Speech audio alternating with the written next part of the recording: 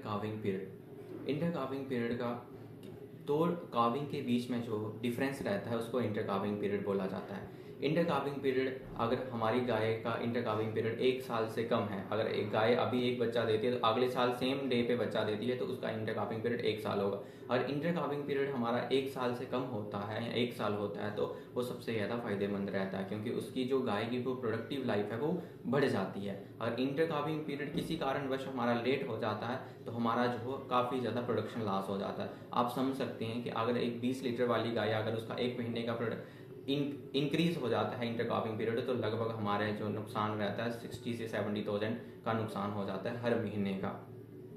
अब बात करेंगे हम इंटर काविंग पीरियड हम कम कैसे कर सकते हैं। इंटर काविंग पीरियड का जो मेन जो है कि वो स्ट्रेस डिटेक्शन नहीं हो पाता जब भी गाय का अगर टाइमली, तो वो इंटर काविंग पीरियड हम बढ़ सकता है।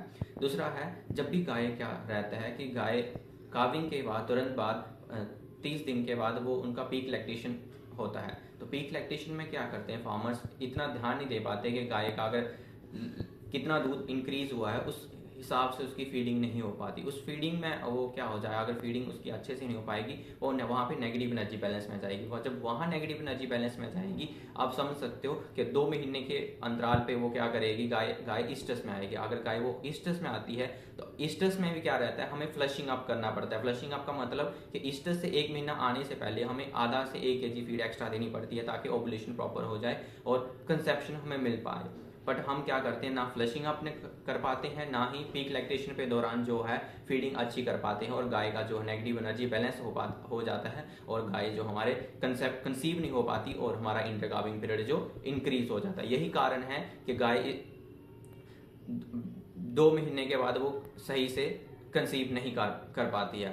दूसरा कारण है, अगर जब भी गाय अगर लास्ट टाइम वो फीमेल या मेल काफ देती है, अगर वो मेल काफ देती है तब भी उसका जो इंटर काविंग पीरियड इंक्रीज होता है। मेल काफ जो है वो ज़्यादा टाइम लेता है गेस्टेशन का, तो ये कारण हो सकता है। अगर इस चीज़ से ये बचने के लिए हम अगर फीमेल्स का अगर हम सेक्स सीमेन यूज़ करते हैं तो उसमें ये चांसेस बचने के हो सकते हैं। तीसरा जो मेन कारण रहता है, जब भी गाय में रिटेंशन ऑफ प्लेसेंटा होता है, रिटेंशन ऑफ प्लेसेंटा होगा या डिस्टोकिया होगा, उसके तुरंत बाद क्या होगा, वो उसका जो यूट्रस है वो इन्वॉल्यूट नहीं हो पाएगा।